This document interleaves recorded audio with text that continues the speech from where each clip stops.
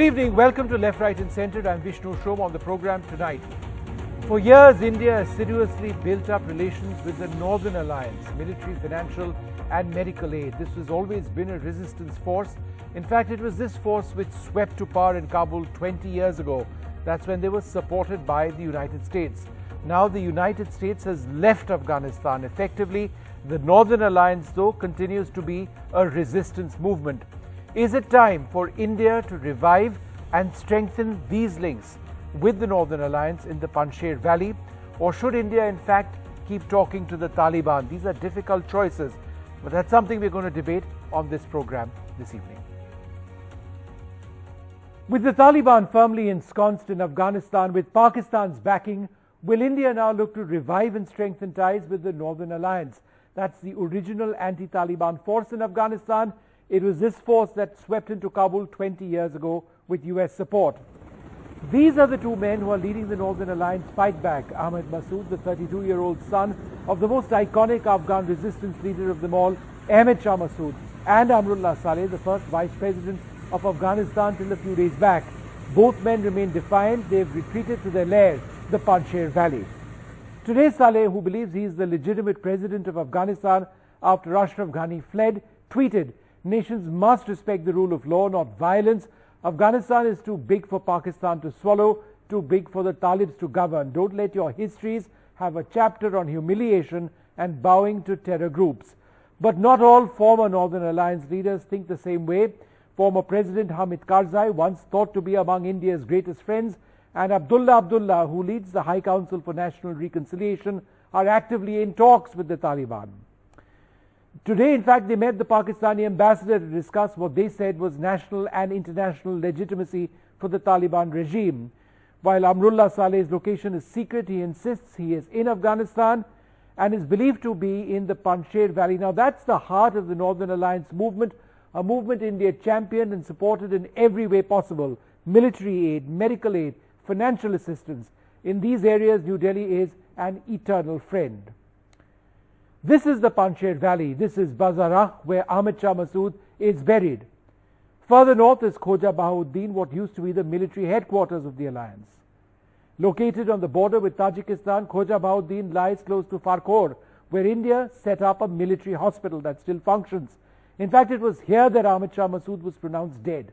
Further north is Aini in Tajikistan, where India has a military base. But India's choices are tough. The foreign minister in New York didn't answer a direct question on whether India was in touch with the Taliban. At this time, I think these, as I said, these are early days. Our focus right now is on ensuring the safety and security of Indian nationals who are there. Dr. Jaishankar is now coming back to India fast to keep a track of Afghanistan. As India looks at its options, the immediate priority remains to get stranded Indian nationals and Afghan friends out of that country before looking at whether the Northern Alliance can be a true challenger to the Taliban. Vishnu Shom for NDTV. Well, at the United Nations Security Council, the Foreign Minister, Mr. Jaishankar, has spoken again about the threat from terror that India faces. Before we go across to our panel, let's listen in to what Dr. Jaishankar had to say. Events unfolding in Afghanistan have naturally enhanced global concerns about their implications for both regional and international security. The heightened activities of the proscribed Haqqani network justifies this growing anxiety. Whether it is in Afghanistan or against India, groups like Lashkar-e-Toiba and Jaish-e-Mohammed continue to operate with both impunity and encouragement. And when we see state hospitality being extended to those with innocents' bloods on their hands, we should never lack the courage to call out this doublespeak. Well, joining us now, Mr. Kamal Sibal, the former Foreign Secretary of India. We're also joined by Harun Najafizadeh, the Director of the 24/7 news channel Afghanistan International TV. Major General Sanjay Meston, he's been a defense attaché at the Indian Embassy in Kabul. And Ariana Dilawari, an Afghan-American activist and filmmaker. Thank you all very much for being with us. Ambassador Sibal, let me come to you first. India has invested greatly, not just in terms of military aid and medical aid, but also in terms of thinking, in terms of our foreign policy on what used to be the Northern Alliance. Now there is a resistance movement once again building up in the Panjshir Valley. Do you believe that that is a pick for us, a natural pick to try and back Amrullah Saleh and Ahmed Masood? You know, the situation is very, very different today than it was in 1996 when the Taliban took over. Today, one critical part of the Northern Alliance, externally Russia, actually supports the Taliban and considers it a legitimate force. It's maintaining its embassy in Kabul. Iran obviously is very concerned about the Islamic Emirate in Afghanistan and would be very concerned about the fact that the Taliban have occupied Mazar-e-Sharif and all the areas which traditionally are considered by Iran as its economic and cultural and political backyard, if you like, in a sense. So Iran would be worried, but then Iran has then to weigh so many other factors, whether it will consider it once again wise on its part to come out frontally at this stage in terms of building an alliance against the Taliban. India itself has no capacity for this because we have no contiguity with Afghanistan. We have to depend on Russia and Iran to get access to even Tajikistan, from where potentially some kind of resistance can be supported. But this will require a major change thinking today towards the Taliban and also for Iran to show its. So it's too early, but what one must compliment the Amrullah Saleh, who is actually a Afghan nationalist patriot, to think in terms of building a resistance. Let's see if his efforts succeed or not, but I find that he'll find it very difficult because the United States is very ambiguous. Britain's defense chief of staff, Dick Carter, has made astonishing statements, but let me just complete. All right, Ambassador, I'm just going to fix your line. It's becoming a bit unclear. I just want to go across to General Meston before I come across to you. General Meston, you would have seen firsthand our association with the Northern Alliance. Now you've got Amrullah Saleh and you've got Ahmed Shah Massoud's son saying that they have prepared for a contingency for a very long time. The Indian Army has helped the Northern Alliance in the past, medical help, prosthetics. Those who've had their legs amputated, arms amputated, our doctors have helped them. We have maintained Northern Alliance helicopters in the past. We've funded those helicopters in the past. We have trained the Northern Alliance in the past. Money has been given by us in the past. We have a great deal of capital still, political capital, in that sliver of land which is the land of resistance, the Panjsher Valley going all the way up to Khojawahuddin. Do you believe that India needs to somehow or the other activate that goodwill in order to keep up, you know, our basic interest, which is the Taliban is a terrorist force? Vishnu, good evening. It's a pleasure to reconnect again. Firstly, what the former Foreign Secretary Mr. Sibbal has brought out, I think he has brought out very appropriately that yes, we must, we can and we should do something, but it is how. Because we lack connectivity, we have to go through Iran or Tajikistan or even get Russia involved. But the present ground reality is that the lot of Afghan forces have now started converging in Panjsher Valley. In fact, today I was informed that even in Parwan province, one of the small things have been recaptured, a small township has been recaptured, and there is a lot of forces rallying in that general area. Not only this, even in Bamyan area, where after the destruction of the statue of the so-called father of Hazaras, there also some kind of a movement has taken place, resistant movement, because the Hazaras by nature are fairly docile, but this is also started. Right. Now coming on to the eastern side, which is a very good thing for us, because on the Pakistan border, Afghan-Pakistan border, especially in Nangarhar, the area of Jalalabad and Kunar province, now there is even resentment started over there again, and this was you are well aware on the hosting or getting down the Afghan flag, and then some people right. put back the flag. So therefore the resistance has started all over, and it reminds me of one incident way back in 2013-14, where Pakistanis had attacked one small post of Afghanistan, and that incident was referred to as the Khosta incident. Let me tell you, that time the Afghan army did extremely well. They killed number of Pakistani soldiers, and whole of Afghanistan was absolutely united. There was no difference between Pashtuns, Hazaras, Tajiks and so forth.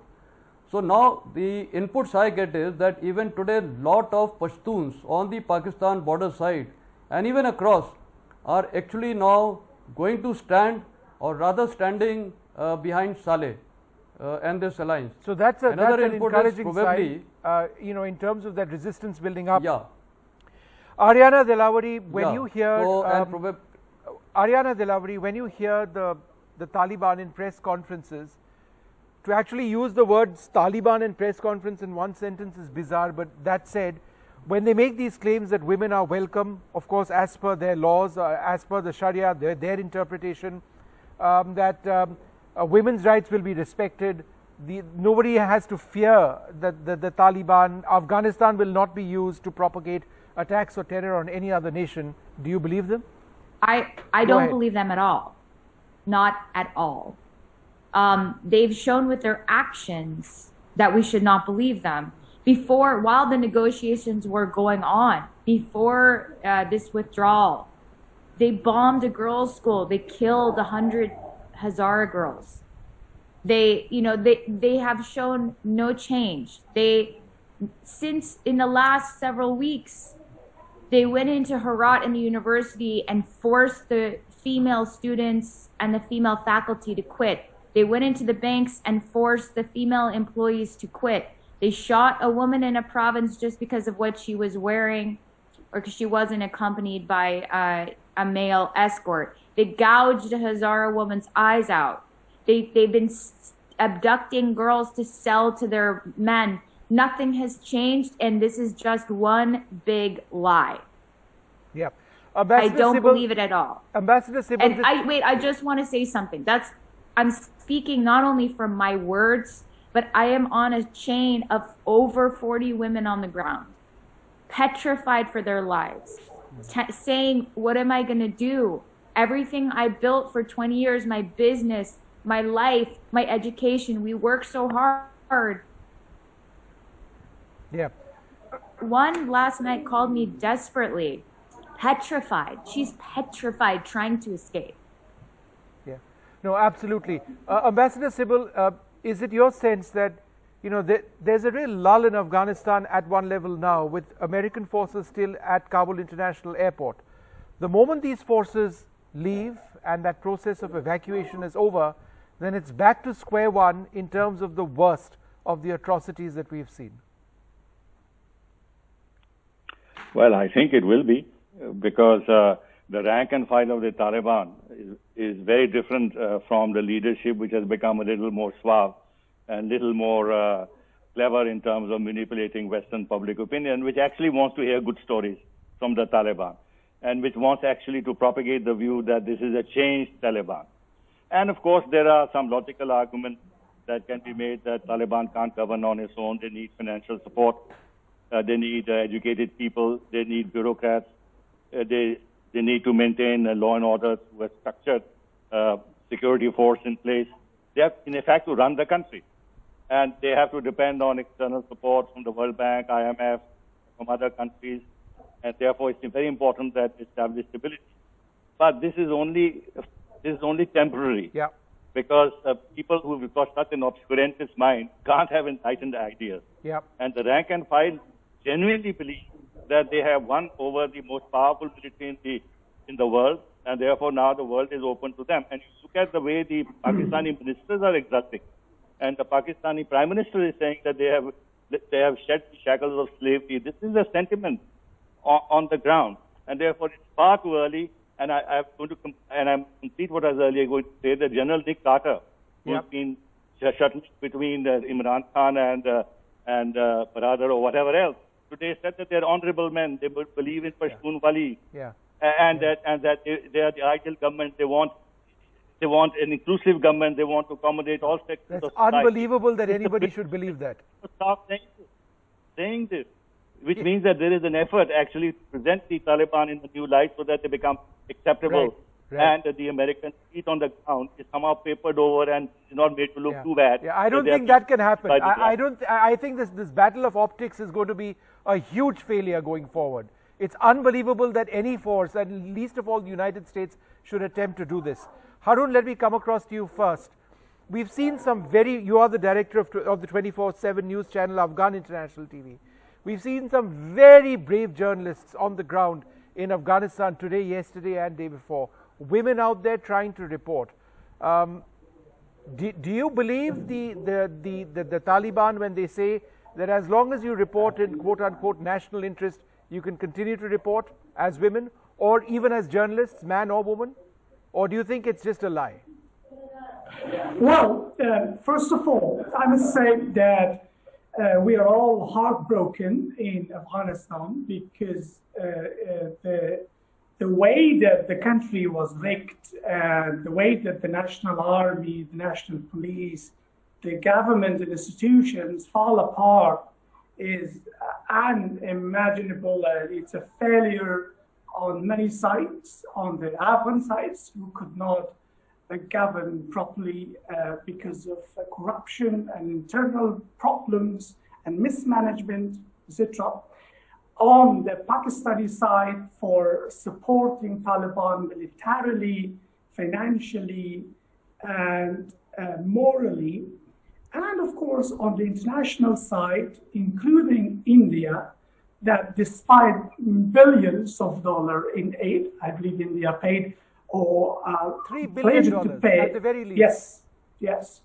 So despite that generous support, it's a failure on their side not to be able to protect the Afghan government. They rely against the Taliban, a militant Islamist group. So the Taliban is the winner of the Afghan political and military scene for the moment. Of course, Pakistan on their side, many other countries are loser, including India is on the loser side. America and Europe might have some leverage on Pakistan and through that on the Taliban, but India does not own that. So it's in bad shape.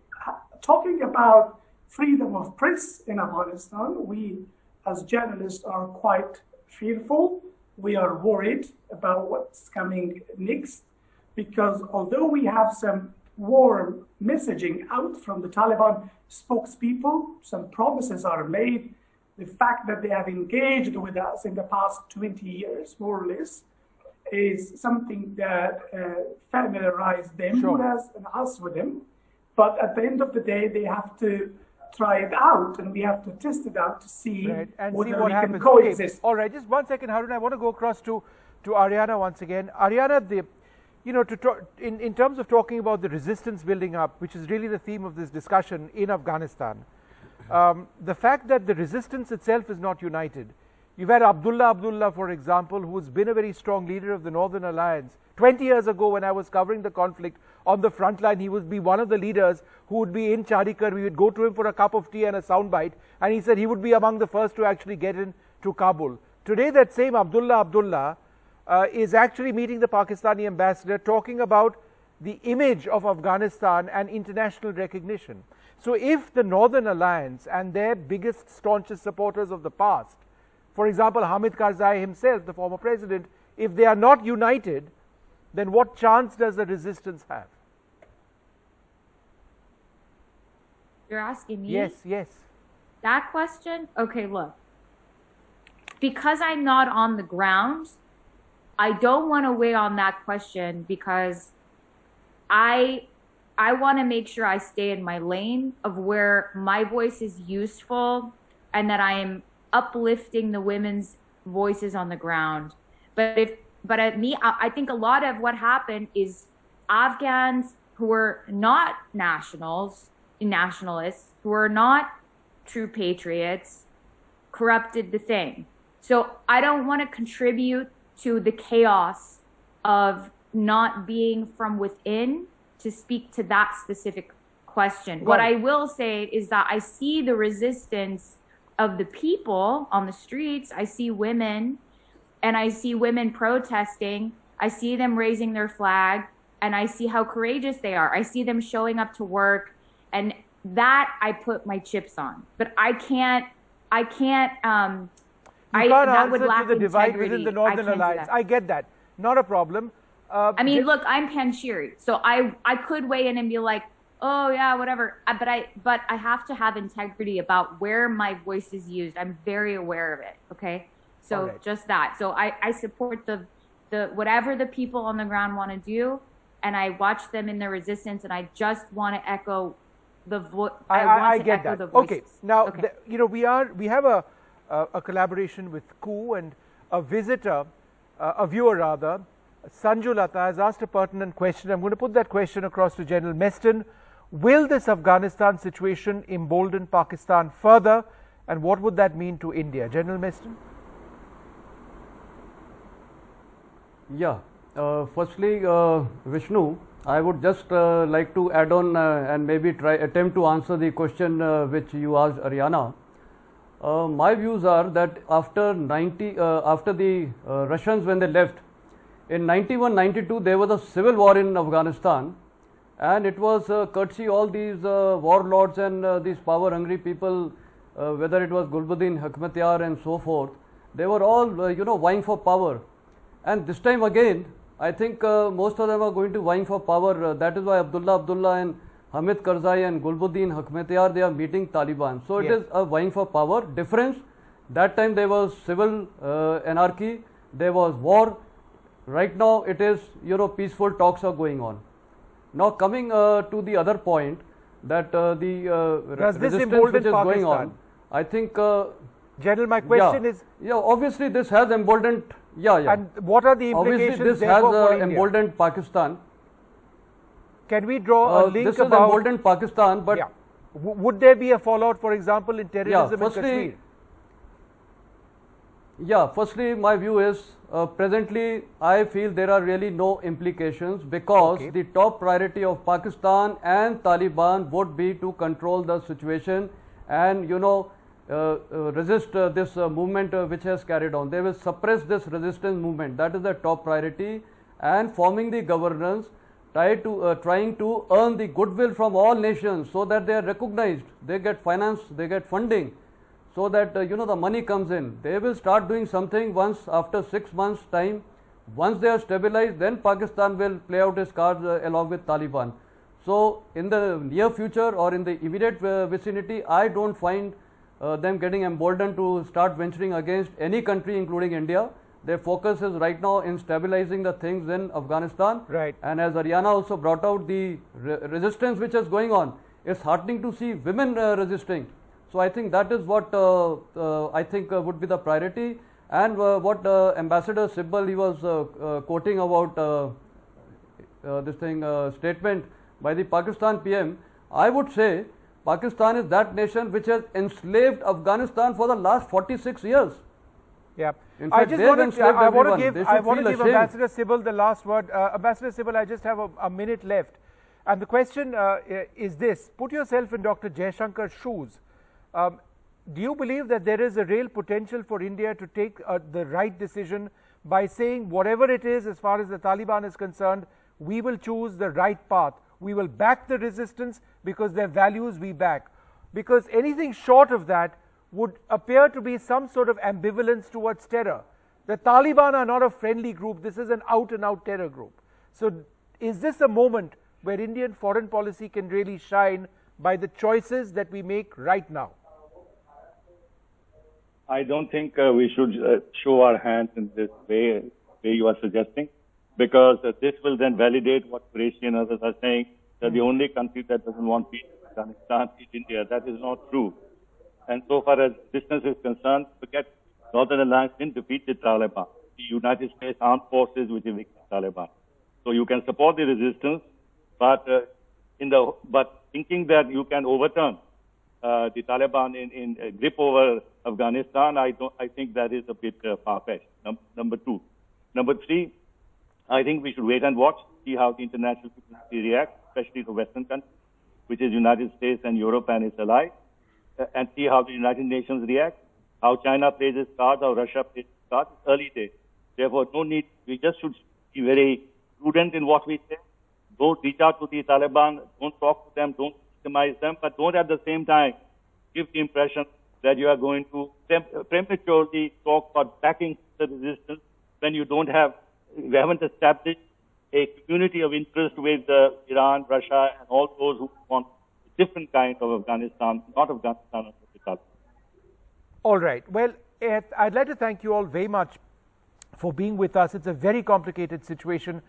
We really need to wait and watch what happens in about 10 days from now when America starts going away from the airport in Kabul. Well, NDTV, in partnership with KU, carried out a poll today, and this was our question. What are India's options in Afghanistan? Backing resistance fighters, 76% say yes. Reaching out to the Taliban, 24% agree on that. Well, a viewer, Sanjulata, has asked NDTV, will this Afghanistan situation embolden Pakistan further? We'll need to wait and watch and see what happens.